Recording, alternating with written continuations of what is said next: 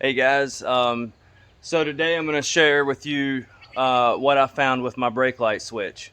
So I know a lot of times if your brake lights aren't working or if you keep popping fuses, there's a lot of information out there on how to change the brake light switch. I thought that might be my issue, but I swapped it out with a known good one and I still kept popping fuses.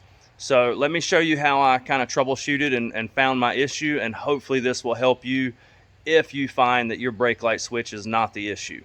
All right, let me show you what I'm talking about.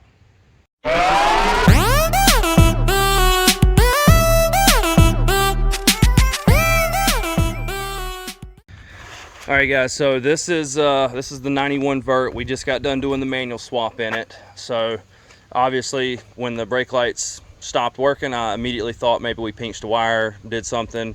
All the research that I found kept telling me that it was this guy right here. Everyone says this is the problem.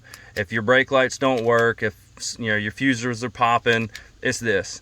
Well, that probably is the case 90% of the time, but let me show you what happens, or what can happen, the other 10% of the time. Okay, so this wire right here, this is the plug that goes into the back of the brake switch. Okay, you'll see that there's two wires going to it.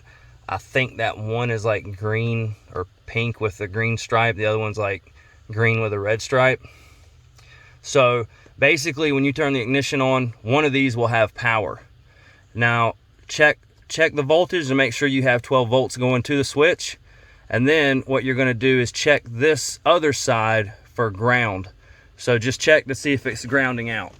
So what I ended up finding is I run a probe from the one that doesn't have power back here to the third brake light, which it's the green wire with the red stripe. That's the one that comes back here, okay?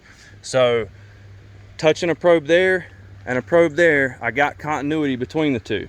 So the next thing I did was I checked for ground on that one and that one, and both ends would ground out, which told me that something was rubbing somewhere. Now my plan was to kind of just pull the interior, find about middle ways, cut the wire, see which side is grounding out. But I got lucky. I started back here at the back, and this is what I found. So at some point my trunk lid has been off or repainted or rewired or something, because I had some electrical tape here, which kind of was a little bit of a cause for alarm. This wire was just kind of zip tied to this side instead of running in this little plastic holder like it should be. So I took it apart, and this right here is what I found.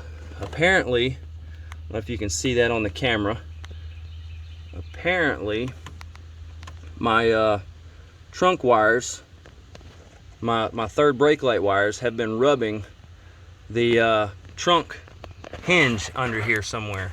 So that being said, this is why I kept popping fuses. Now I don't know if this is going to be the reason that you're popping fuses, but this is one thing to check, just to make sure that these wires are ran in this little plastic housing like they're supposed to be. That way that way they're not rubbing anything in here when this hinge is opening and closing. So I'm gonna get these exposed copper wires covered up, get them. I may just snip them and solder them, put some shrink on them or something. I'm not sure yet, but either way, we'll get this wrapped up and we should have working brake lights again. So hope that helps, guys. All right guys, that's going to wrap this one up. If you enjoyed it, if it helps you, please give it a like. Let me know if you have any questions. I'll do my best to answer them for you. Good luck.